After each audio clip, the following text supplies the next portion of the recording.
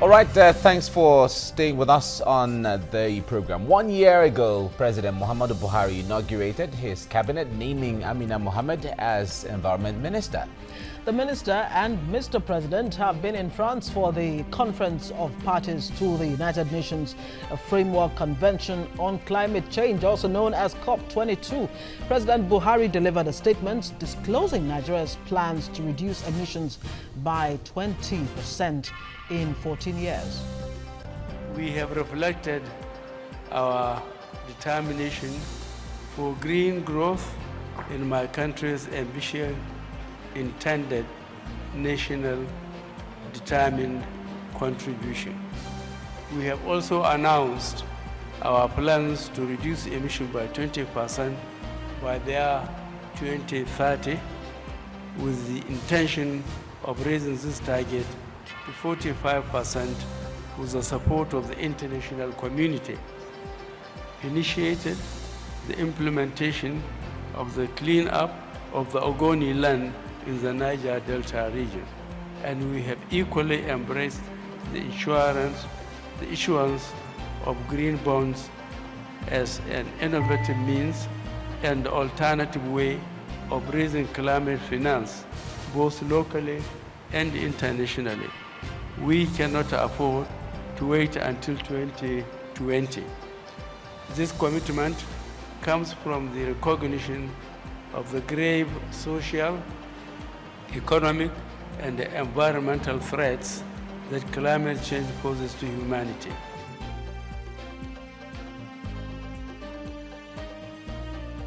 All right, joining us now are environmentalists Michael Fadikwe and John Ekoko. And we'll be joined from Marrakesh, Morocco, by our TVC News correspondent, Oluchi Oluibo. Ugochi Oluibo. I know there's so much in your mind right now, discussing environment. Ugochi, you'll be joining us, certainly. How on earth could I do that? Thank you so much, gentlemen, for joining us. Let's begin with you. The Environment Ministry under Amina Mohammed in the last 1 year. Do an assessment for us, first off. Well, number one, I consider Amina Mohammed a fortunate person for two reasons. One, she came from the MDG. She was in charge of the MDG. Yes. So the goals and aspirations, she's quite used to them. Number two, the Jonathan government was a bit environmentally sensitive. So a lot of policies, action plans were put on ground. She didn't have to think out of the box, she just met them. What she needs to do now is to put action plans, goals and strategies and time frame to achieving them, right? But if you ask me, I've not had too much except this Ogoni thing. And the cleanup. The Ogoni cleanup, yes. And so far, I expect more.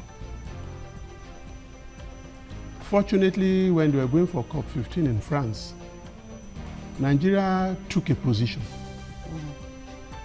which quite pleased me. Because there, they identified the major environmental problems that need to be tackled. They broke them down into 6. One is economy and energy efficiency. We know that in Nigeria, energy is a problem. We need to work on that. 2 is cutting emissions from the gas stations, producing all over the country. Number 3 is the issue of flaring. Gas flaring. Gas flaring. Number 4 is the issue of cutting pollution and having sustainable agric and forestry practice. Number 5 is transmission line emissions. It's so heavy. And number 6 is renewable energy. Right? These things are well identified. And sadly, the targets are all for 2030. I expect the Minister of Environment to do better. Number one, if you're looking at a 15-year plan, should be to cut it to a yearly achievable target. And like I said, when I read the document from the Ministry of Environment, I was quite impressed. That means that the knowledge is there. So what you need to do is to put control measures in place. Because what you cannot measure, you cannot control. You cannot. So Amina needs to, even the Ogoni cleanup has so much issues. Okay. If I can just talk about it a bit. Yeah, we'll come to the Ogoni cleanup, because that's a very huge and a deep area that if we have to start that now, but we'll talk about it anyway. Absolutely. But let me come to you, Michael. When we talk about a minister performing or not performing, who really takes the credit? Is it the minister himself or the minister herself? In this case, we're talking about the environment. So if for instance, John said he's not very satisfied, although there's some things are going, he's not very satisfied. Who does that? Who is that ball in his court? Is it the minister or the government? I would say it's the government in this instance. And if you look at the performance of the Minister of the Environment for the past 1 year, I would say that a lot of attention has been placed on the Ogoni problem. And don't forget that the issue is also been a sort of, there's a lot of problems with the Niger Delta ventures, with all the oil spillage everywhere in Niger Delta. And also, apart from the environmental issues, we have to look at all those climatic change, things that are affecting, in the north, in this, and also the southern prone areas like Lagos State, the management of waste, and etc. If I look at it, I will see that and also we have to look at the officials that manages the environmental issues. Let's take of Nestria, they also have, the environment has some other the MDAs that manages. But let's look at them. How many people are in Nestria? Can they manage? And then you have to look at the quantum of what they can do. They are expected to go to the industries to assess their waste, to assess the management of air, to assess their emission to the earth, the use of generators, and etc. We haven't got much personnel to do that, and they also need training. I think the performance report was last 1 year for me. It's not nothing to write home about. Okay, we'll talk more on this. Now, a look at Amina Mohammed's 1 year in office. Let's glide through some of these issues to make you know. With growing concerns about oil exploration, air pollution and industrialization, the federal government started work last month on a national policy on environment. Now, the move is coming 25 years after the formulation of the first policy on the environment. The first revision of that policy was in 1999. And just before leaving for the climate change conference in Morocco, Mohammed told the Nigerian Environmental Society that government was committed to diversifying Nigeria's economy by reclaiming deserts for agricultural purposes. And she's making moves to put money where her mouth is. In Morocco, the minister disclosed that Nigeria will be floating a 36 billion naira green bond that would attract 19 projects in the environment, agriculture and power sectors, as well as the Federal Capital Territory. Now, the first tranche of the green bond with a 20 billion naira value will be issued by the first quarter of next year in collaboration with the Nigeria Stock Exchange. And the green bond, the green in the bond means that the debt to be raised from the capital market will be used to fund climate solutions. Amina Mohammed says the environment projects to be funded will address reforestation through Jatropha plant, smart agriculture to produce biofuels, and Jatropha power generation through investment in off-grid solar solutions and energy efficiency transportation in the FCT. Also note that her ministry has started the remediation of the lead-polluted Shikira in Niger State, as well as plans to implement the UNEP report on the cleanup of Ogoni land. Yes, indeed, she did visit the lead poisoning affected communities in Niger State. Okay, let's go on a break. Let's take that break. We'll take a break and then we come back. I love those trees behind us. Yeah, it looks like we are in the forest. That's good.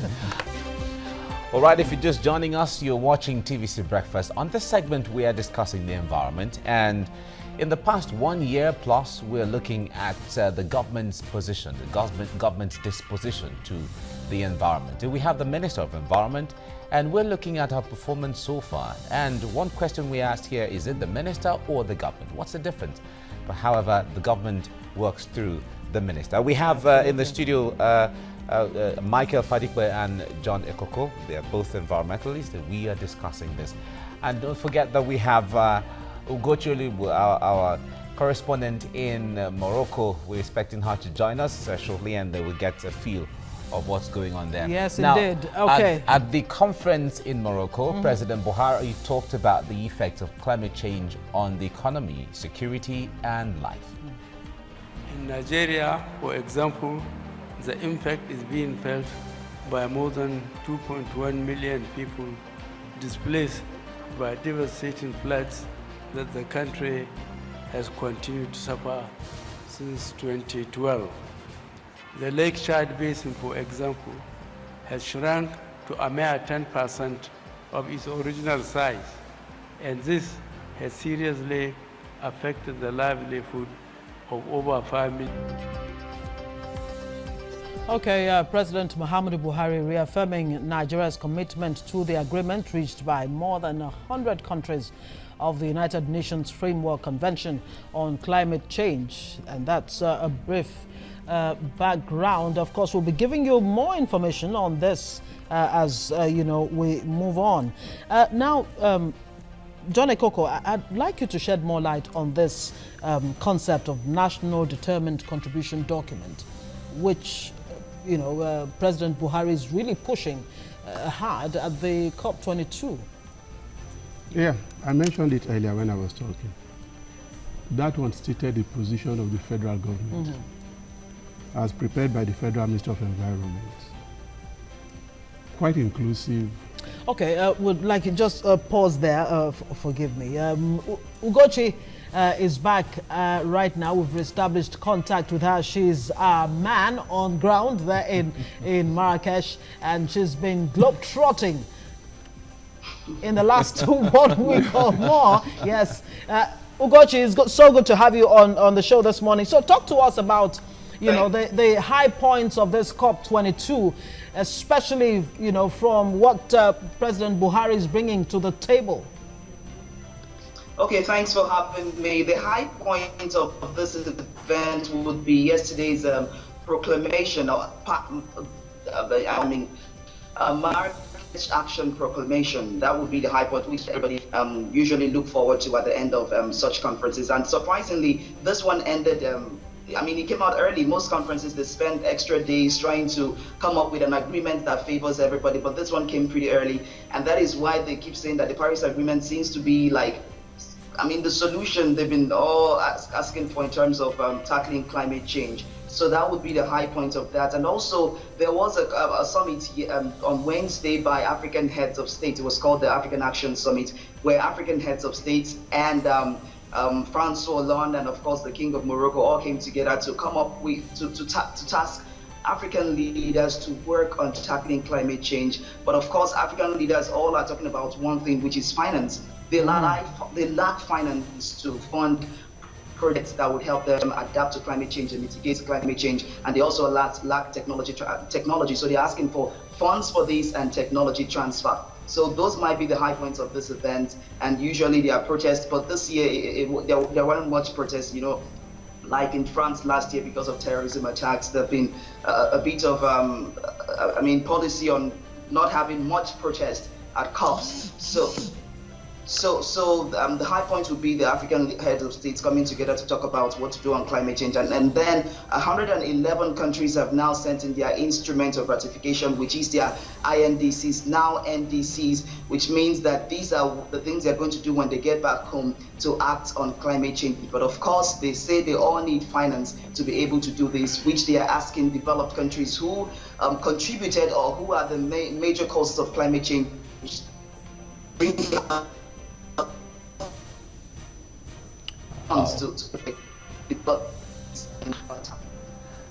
Okay, we seem to be losing the signal there, but let me try to ask you a question if you can hear me. If you can't, then we come to the studio and then come. All right, I understand the lines are okay. Now, Ugochi, President Buhari was in Marrakesh and he talked about the fact that Nigeria is ready to cut down on emission by 20%. Now, did he enumerate the specific action plan on how to cut down by 20% of gas of emission by 2030? Okay, for Nigeria, they've said that the most important thing for them is to stop gas flaring, which the target is by 2030.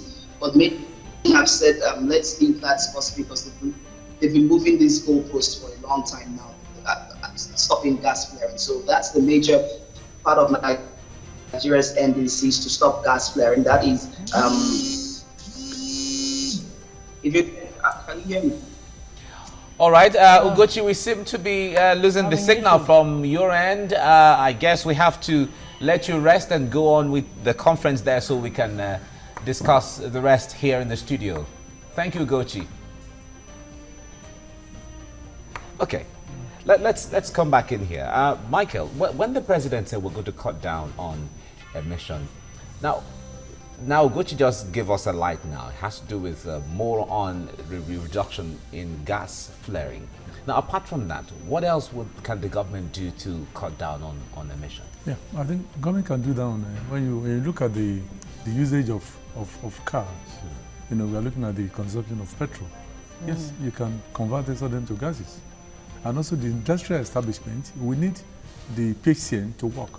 Because there's no point for our industries using a lot of generators. I know some industries use up to, maybe 5-10 generators and consuming diesel. These are oil that damages the environment.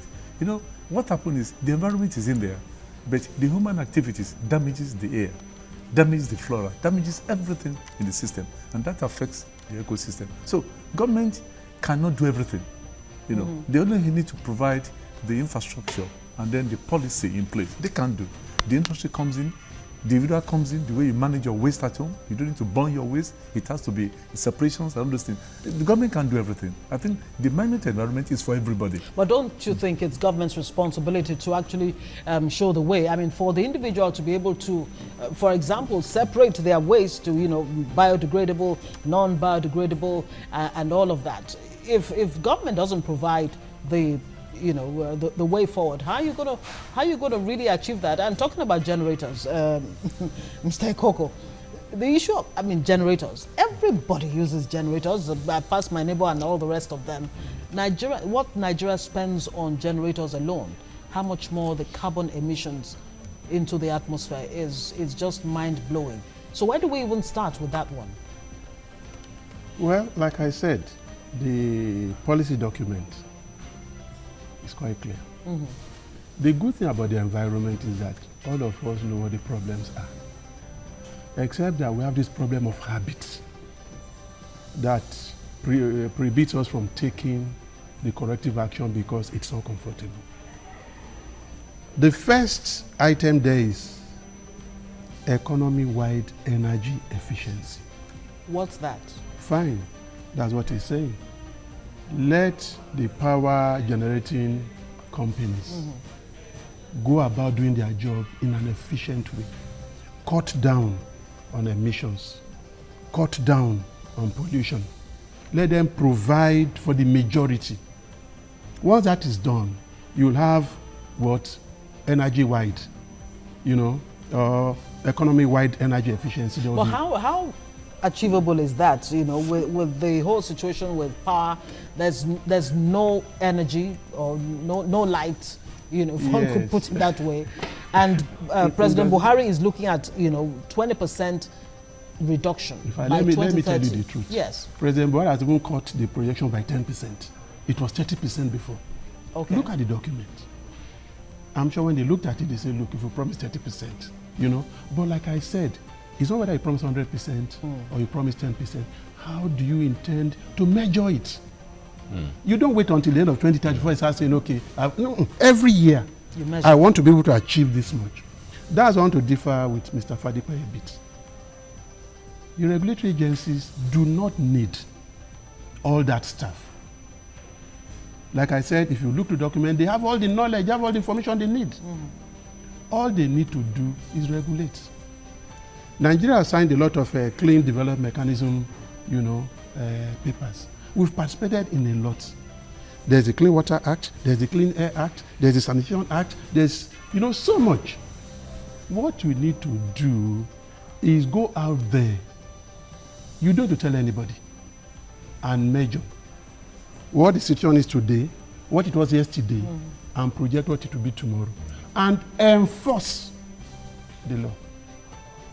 I'm also glad to see that Federal has brought out about 30-something policy, guidelines now.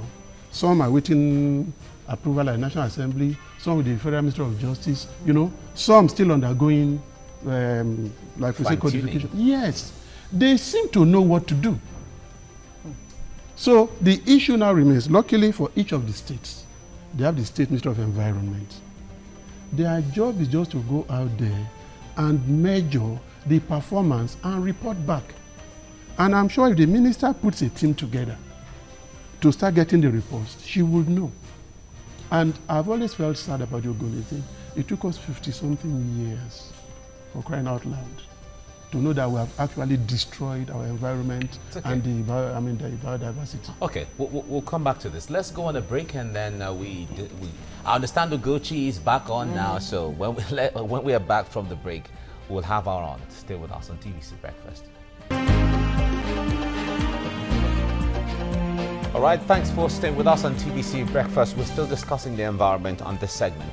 Now, President Muhammadu Buhari reaffirming Nigeria's commitment to the agreement reached by more than 100 countries of the United Nations Framework Convention on Climate Change.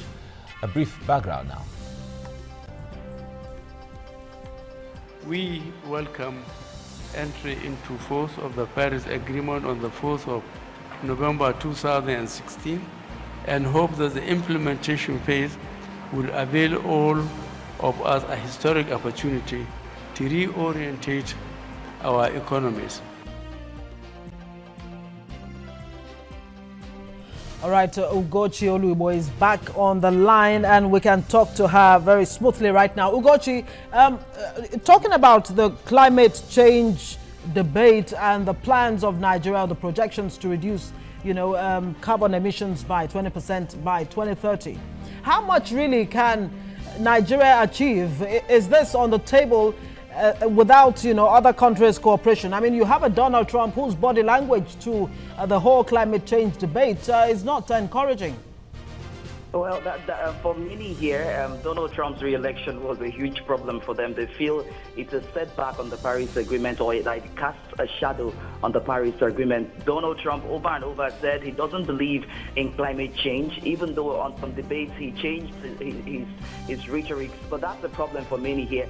But the UN Secretary General Ban Ki-moon had a press conference. He tackled that issue. He said he talked to Donald Trump and he believes he's going to be on board. He's not going to go back on the Paris Agreement the United States signed on to. And of course, John Kerry also made the statement to say they hope or they believe that he might not rescind on the Paris Agreement. But for Nigeria, Nigeria's NDCs include reforestation, climate smart agriculture, car to bus, and we know lots of Nigerians use vehicles, so if they can move Nigerians from their car to their bus, for them to carpool, Nigeria says it will be able to reduce emissions, improve electricity grid. Nigeria's Minister of Power was here. That's Fashola. He was here at the Paris conference, and he visited Morocco's ambitious project, which is the NOR project, solar project, which is said to be the largest now in the world. So I'm sure he came to learn, how they were able to achieve this. And also Nigeria said 30% energy efficiency by 2030, off-grid solar, and gas flaring by 2030, and 20% conditional and 45% unconditional emissions reductions. But for reforestation, that's a controversial one. Nigeria, Cross River State governor was here. And we know the issue of the Ekoko forest that is being cut down for a massive highway. We put that question across to him, and he said he's going to go ahead with that project. He says he's going to replant trees, but there's a difference between baby trees and ancient trees. Ancient trees are able to be carbon sinks. They are old trees, and they are good carbon sinks, comparing it to the little trees he says he's going to plant. But he says we have to develop. That's another question. How do you develop without destroying the environment. So for Nigeria's NDCs, these are the NDCs, but the question of reforestation for many Nigerians and the controversies surrounding the major Ekoko highway, the highway in Cross River State, casts a shadow on Nigeria's NDCs. All right, Ugochi, you spoke to us earlier about African heads of state meeting at the fallout of the convention there. But was there a common ground to which they are coming together? Although you mentioned the issue of a challenge in getting finance or funding, but yeah. Is there any front they are putting forward to say, okay, we will be able to use this to achieve the cut down on emission and all of that? There wasn't really any agreement like that. That's been the $100 billion a year commitment by foreign developed countries in terms of Green Climate Fund. So they're asking them to put in this money so that countries can be able to access this money and begin to work on climate change. I mean, many of these countries they can't afford to tackle climate change on their own. Talk about probably Liberia, Sierra Leone, the presidents were all there. It will be hard for them. I mean, Nigeria, we even need funding for many things. So you're saying that if the developed countries can contribute or be serious about putting in their $100 billion reaffirmed finance commitments yearly, then they can be able to access those funds and be able to do something on climate change. Even though they're going to work, they say they're going to do something at home, start up projects, but finance is a problem. So hopefully, I mean, the world is feeling the impacts of climate change. It's becoming very serious day by day in many, even developed countries. So it seems that the world might be committed to tackling this. The problem, they say, is the businesses, the corporations, the oil companies, the big boys who they say are the ones even in charge of the climate negotiations, that they're the ones who decide what happens because it means less money for them. Okay. So all right. Ugochi, businesses can... Hello? Yeah, Ugochi, thank you very much. You've given us a background to all that, and we wish you well, and we hope to get more information as we get along from the report you send in. Thank you very much. Now, let's give you some other background before we ask more questions to our guests in the studio. 195 countries reached an agreement to adopt the first ever legally binding global climate deal at the Paris Climate Conference, also known as COP21, in December 2015. The Paris Agreement is within the United Nations Framework Convention on Climate Change, UNFCCC, dealing with greenhouse gas emissions mitigation, adaptation and finance starting in the year 2020. Now, the agreement sets out a global action plan to put the world on track to avoid dangerous climate change by limiting global warming to well below 2 degrees Celsius. It also seeks to pursue efforts to limit temperature increases to 1.5 degrees Celsius. Now, according to the Intergovernmental Panel on Climate Change, global warming of more than 2 degrees Celsius will have serious consequences, such as an increase in the number of extreme climate events. In Copenhagen in 2009, the country stated their determination to limit global warming to 2 degrees Celsius between now and 2100. And since the European Union ratified the agreement in October, more countries have joined in its ratification. Now, this has produced enough of the world's greenhouse gases for the agreement to enter into force. Earlier this month, 193 UNFCCC members signed the treaty, with 110 of them ratifying it. The agreement fully came into effect on November the 4th. Okay, back to our guests in the studio, Ekoko John and Michael Fadipe. Now, the carbon emissions have flattened in the last 3 years. Is that a sign of hope that things may be looking up as far as, carbon footprint and all of that is concerned? That's one question. Second question, let me throw this in very quickly. The politicians are doing their bit, in Paris and all of that. What should individuals, ordinary people be doing at their own level to turn the tide for good? Ekoko. Yeah, let's start with the carbon issue. In Nigeria, we have not had much of an improvement. Okay. But fortunately, in the world, particularly because of the influence of China and America, there's been substantial Reduction. Because one, there's a lot of regulation, a lot of policing, then the emphasis on the renewable energy. And clean energy. Yes, clean energy, which America and China are championing. And we know that the advanced countries are the greatest polluters because they undertake the heaviest production. So we are benefiting in a sense. But when you come back home, just like I was saying the other time, the regulators need to actually be on their toes. They don't need to employ so many civil servants. There are a lot of consultants out there, right? And Nigeria is actually increasing in environmental awareness. Who can do these jobs and send in reports? Is the ordinary man on the street really aware of the environmental impact of some of the activities? Some of these, let's take an example. Yes. Lamata is actually doing a good job.